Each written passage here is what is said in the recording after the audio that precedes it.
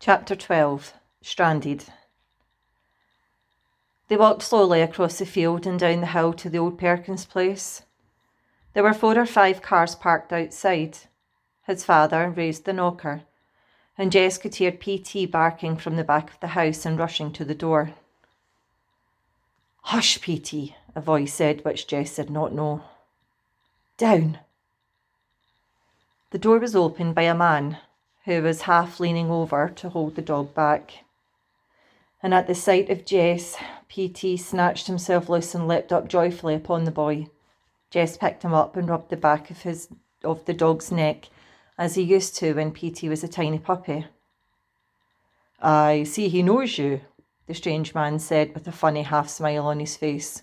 "Come in, won't you?" He stood back for the 3 of them to enter.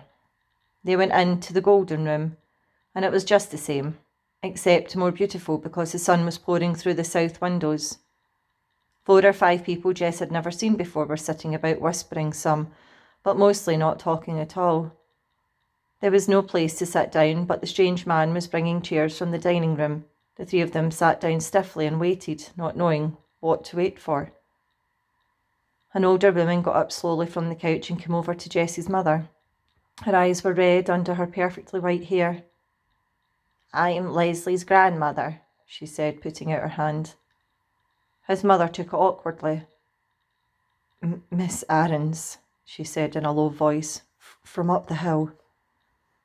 Leslie's grandmother shook his mother's hand, then his father. "Thank you for coming," she said. Then she turned to Jess. "You must be Jess," she said, and Jess nodded. "Leslie," and her eyes filled up with tears. "Leslie told me about you." For a minute Jess thought she was going to say something else. He didn't want to look at her, so he gave himself over to rubbing PT, who was hanging across his lap. "I'm sorry," her voice broke. "I can't bear it." The man who'd opened the door came up and put his arm around her, and as he was leading her out of the room, Jess could hear her crying. He was glad she was gone. There was something weird about a woman like that crying. It was as if the lady who talked about Polydent on TV had suddenly burst into tears. It just didn't fit. He looked around at the room full of red-eyed adults. "Look at me," he wanted to say to them. "I'm not crying." A part of him stepped back and examined his thought. He was the only person his age he knew whose best friend had died. It made him important. The kids at school Monday would probably whisper about him and treat him with respect, the way they all treated Billy Joe Weems last year after his father had been killed in a car crash. He wouldn't have to talk to anyone if he didn't want to, and all the teachers would be especially nice to him. Mama would even make the girls be nice to him. He had a sudden desire to see Leslie laid out. He wondered if she were back in the library or in Millsburg in one of the funeral parlours. Would they bury her in her blue jeans?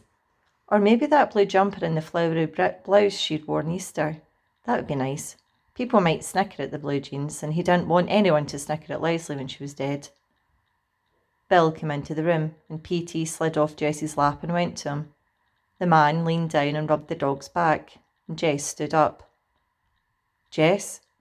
Bill came over to him and put his arms around him as though he'd been Leslie instead of himself, and he held him close, so that a button on his sweatshirt was pressing painfully into Jess's forehead. But as uncomfortable as he was, Jess didn't move.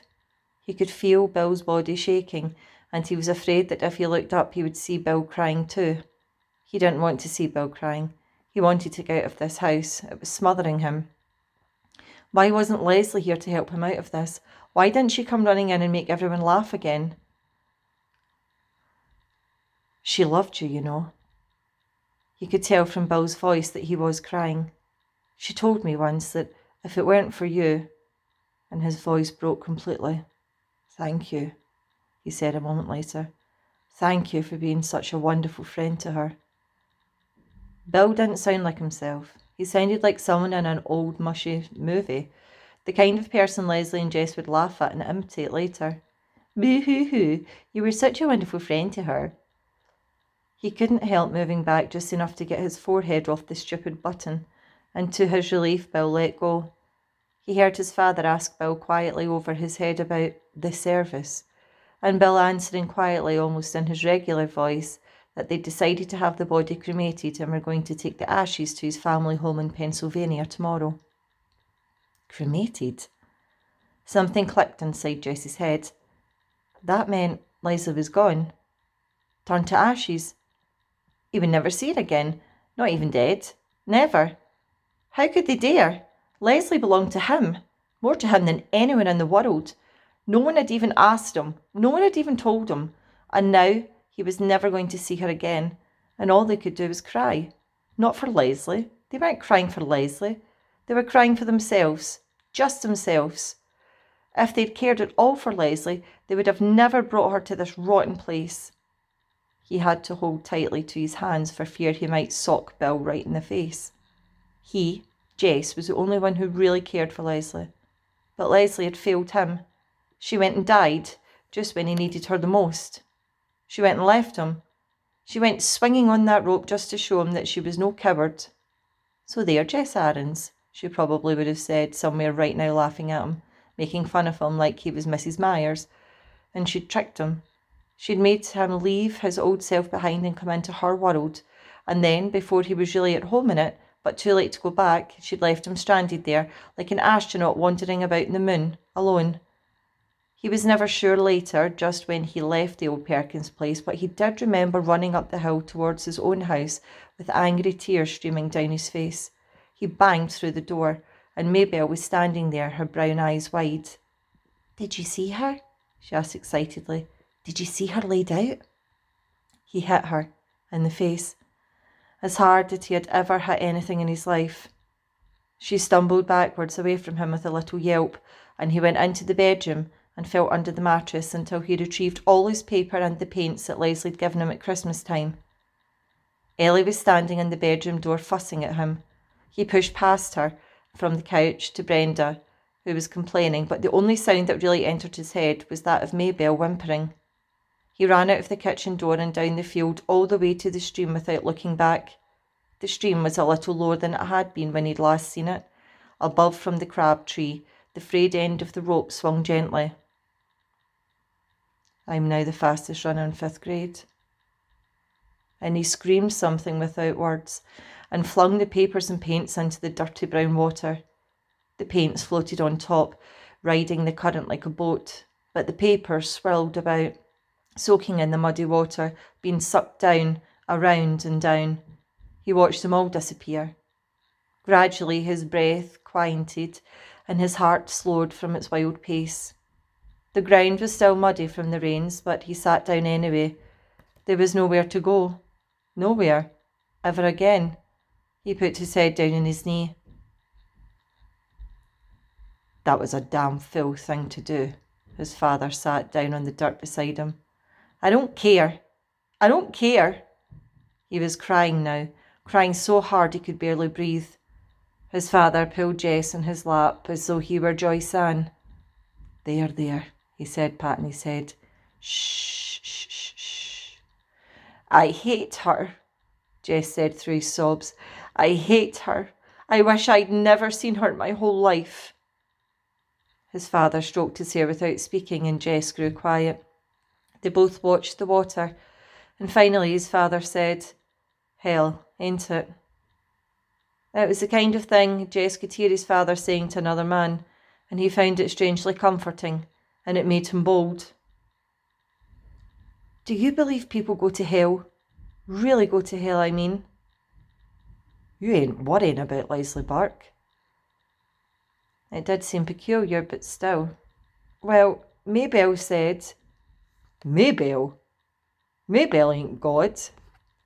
"Yeah, but you know about God. You know what he does." "Lord, boy, don't be a fool. God ain't going to send any little girls to hell."